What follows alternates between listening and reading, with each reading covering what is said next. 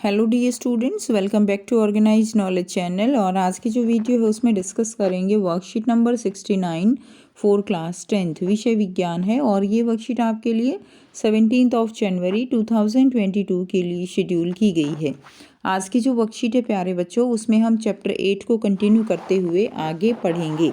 सो worksheet शुरू करने से पहले प्लीज़ चैनल को सब्सक्राइब कर दीजिए, बेल आइकन को भी प्रेस कर लो ताकि आपको आने वाली वीडियोस की नोटिफिकेशन वो समय से मिल जाए। सो देखिए क्या दिया गया है आज की वर्कशीट में। आज की वर्कशीट में बच्चों जो चैप्टर 8 है, जीव जनन कैसे करते हैं, हम उसी को कंटिन्यू करते हुए आगे पढ़ेंगे। सो क्या होता है जब एक अंडा निषेचित नहीं होता है। पिछली बार हमने पिछली वर्कशीट में पढ़ा था ना कि जो अंडा निषेचित हो जाता है तो भ्रूण बनता है, और अगर अंडा निषेचित नहीं होता है तो मासिक चक्र जो है वो शुरू हो जाता है। तो यदि अंडे को निषेचित नहीं किया जाता है तो यह लगभग 1 दिन तक जीवित रहता है। चूंकि अंडाशय हर महीने एक अंडाणु उत्पन्न करता है, ठीक है, निषेचित अंडाणु प्राप्त करने के लिए गर्भाशय भी हर महीने खुद को क्या करता है, तैयार करता है। भ्रूण को पोषण देने के लिए इसकी परत मोटी और क्या हो जाती है, स्पंजी हो जाती है। और यदि अंडे को निषेचित नहीं किया जाता तो इस अस्तर की अब आवश्यकता नहीं रहती। अतः अस्तर जो है, अस्तर का मतलब क्या है, जो अंदर की लेयर है गर्भाशय की वो मोटी हो जाती है। और फिर क्या होता है कि जब अंडा अगर निषेचित नहीं होता तो जो ये अंदर की लेयर है, अंदर की परत है, ये धीरे धीरे क्या हो जाती है, ये परत धीरे धीरे टूटने लगती है और योनि से रक्त और श्लेष्मा के रूप में बाहर आ जाता है। यह चक्र हर 28 दिनों में होता है, लगभग हर महीने, और मासिक धर्म के रूप में इसे जाना जाता है। ठीक है, उसके बाद नेक्स्ट देखिए, यहाँ पर आपको जो है स्टेजेस दिखाई गई हैं कि किस तरह से जो अंडा है वो फर्टिलाइज हो जाता है। तो देखिए यहाँ से ओवरी जो है वो क्या होता है, फर्टिलाइज्ड एग होता है।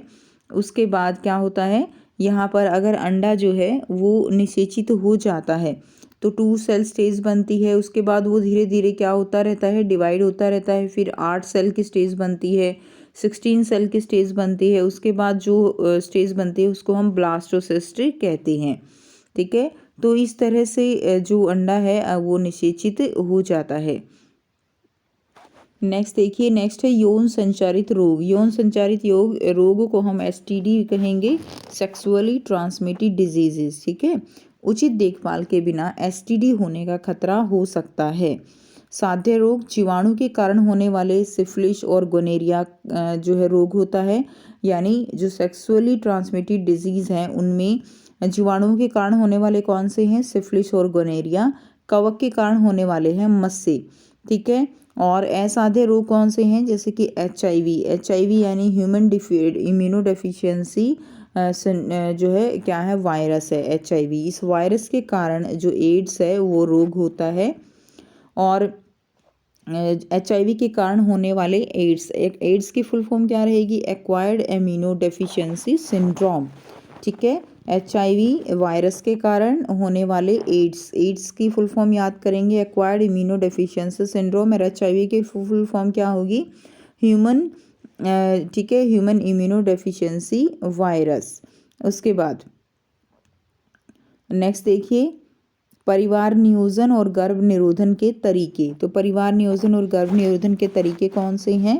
पहला है यांत्रिक बाधा। ये बीच में एक बाधा के माध्यम से शुक्राणु और अंडाणु के मिलन को रोकते हैं, जैसे कंडोम, योनि वॉल्ट आदि है। दूसरा है रासायनिक विधियाँ। ये विधियाँ शरीर के हार्मोनल संतुलन को बदलकर कार्य करती हैं। अंडाणु अंडाशय से निर्मुक्त नहीं होता है और इसीलिए क्या नहीं होगा, निषेचन नहीं होगा। यह मौखिक गोलियां यानी ओरल कॉन्ट्रासेप्टिव या त्वचा के नीचे इंजेक्शन लेकर किया जाता है। हालांकि लंबे समय तक इस तरीके के सेवन से सेहत पर क्या पड़ते हैं, दुष्प्रभाव पड़ते हैं, जैसे कि जो गोलियां होती हैं, आईपिल जैसी गोलियां हैं, सहेली है आदि। थर्ड है इंट्रायूट्राइन डिवाइस IUD। इन उपकरणों को डॉक्टर द्वारा महिलाओं के शरीर के अंदर डाला जाता है, जिससे अंडे के साथ शुक्राणु का मिलना बंद हो जाता है, जैसे कि कॉपर टी, उनको कहेंगे IUD। नंबर 4 है सर्जिकल तरीके, यानी जिसमें सर्जरी की जाती है। इस प्रक्रिया में एक मामूली सर्जरी द्वारा युग्मक परिवहन को अवरुद्ध कर दिया जाता है। और पुरुषों में यदि शुक्रवाहिनी को काट कर बांध दिया जाए तो यहाँ से जो है शुक्रवाहिनी काट कर बांध दी जाती है, तो इसे पुरुष नसबंदी कहा जाता है। और महिलाओं में अंडवाहिका को काटकर बांध दिया जाता है, तो इस प्रक्रिया को महिला नसबंदी कहा जाता है। तो इस तरह से यहाँ से काटकर इसको बांध दिया जाता है, जिसको पुरुष नसबंदी कहते हैं। और ये अंडवाहिकाएं यहाँ से जो है क्या होगा, फिर एग जो है, जो अंडाणु है वो यहाँ तक पहुँचेगा ही नहीं, इसको हम महिला नसबंदी कहते हैं। ठीक है। उसके बाद देखिए, अलैंगिक प्रजनन के लिए एक अन्य विधि यानी उत्तक संवर्धन या सूक्ष्म प्रवर्धन क्या होता है। तो अलैंगिक जनन में जो है इस विधि को यूज़ किया जाता है। सूक्ष्म प्रवर्धन में पौधे के बढ़ते सिरे से उत्तक को हटाकर या कोशिकाओं को अलग करके नए पौधे उगाए जाते हैं। ठीक है, यानी इसके अंदर कोशिकाएं ली जाती हैं। कोशिकाओं को फिर एक कृत्रिम माध्यम में रखा जाता है, जहां वे कोशिकाएं या कैलस के एक छोटे समूह को बनाने के लिए तेजी से विभाजित होती हैं। यानी जो छोटी छोटी कोशिकाओं का समूह होता है उन्हें कैलस कहा जाता है। ठीक है, कैलस जो है, कैलस को दूसरे माध्यम में स्थानांतरित किया जाता है, जिसमें वृद्धि और विभेदन के लिए क्या होते हैं, हार्मोन होते हैं। इसके पश्चात पौधों को मिट्टी में रखा जाता है ताकि वे परिपक्व पौधे में विकसित हो सके। सूक्ष्म प्रवर्धन से रोगमुक्त परिस्थितियों में एक जनक से कई पौधे उगाए जा सकते हैं। और इस तकनीक का प्रयोग हमेशा जो आमतौर पर किसके लिए किया जाता है, सजावटी पौधों के लिए किया जाता है इस तकनीक का प्रयोग। नेक्स्ट देखिए, प्रजनन स्वास्थ्य क्या है। यह ध्यान दिया जाना चाहिए कि स्वच्छता और स्वस्थ यौन प्रथाओं को बनाए रखते हुए किसी व्यक्ति का प्रजनन स्वास्थ्य न केवल एक व्यक्ति के लिए बल्कि एक समृद्ध राष्ट्र के लिए भी क्या है, आवश्यक है। ठीक है, इसके अलावा प्रजनन का एक अन्य मुख्य पहलू विशेष रूप से भारत जैसे देश के लिए जनसंख्या वृद्धि है, क्योंकि वहाँ संसाधनों की उपलब्धता के लिए गंभीर खतरा है, जिससे जीवन स्तर जो है वो खराब हो रहा है। तो इसीलिए प्रजनन स्वास्थ्य बनाए रखना बहुत ज़रूरी है। तो यहाँ पे प्रजनन स्वास्थ्य का मतलब क्या है कि किस तरह से हम जो पॉपुलेशन है, जो जनसंख्या है, उस पर कंट्रोल कर सकते हैं, किस तरह से अपने देश को जो है समृद्ध बना सकते हैं। ठीक है, और किस तरह से जो आप कह सकते हो कि जनन से जो रिलेटेड बातें हैं उनका हमें जो है आप कह सकते हो कि ज़्यादा से ज़्यादा जो है हमें उस चीज़ों के लिए क्या होना चाहिए, अवेयर होना चाहिए, ताकि हमारा देश जो है वो, क्योंकि देखो देश में जो रिसोर्सेज हैं, जो संसाधन हैं, वो ज़्यादा मात्रा में उपलब्ध नहीं है।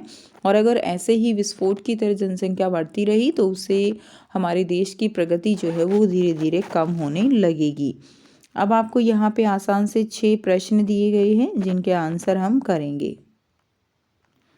पहला प्रश्न है, सर्जिकल विधियों को आमतौर पर गर्भ निरोधक के लिए स्थायी तरीकों के रूप में माना जाता है, क्यों। तो शल्य प्रक्रिया में यानी जब सर्जरी की जाती है उसमें युग्मक परिवहन को अवरुद्ध किया जाता है, अतः इसे गर्भ निरोधक की स्थायी विधि के रूप में जाना जाता है। प्रश्न 2 है, भारत को एक मजबूत परिवार नियोजन कानून अपनाने की ज़रूरत है, क्या आप सहमत हैं, क्यों। तो हाँ, हम सहमत हैं। जनसंख्या नियंत्रण अभिभावक और बच्चों के लिए लाभदायक है, जिससे उनके परिवार की दशा समृद्ध हो सके, साथ ही समाज व राष्ट्र प्रगति कर सके और संसाधनों का समुचित उपयोग हो सके। ठीक है, इसीलिए परिवार नियोजन कानून अपनाने की ज़रूरत है।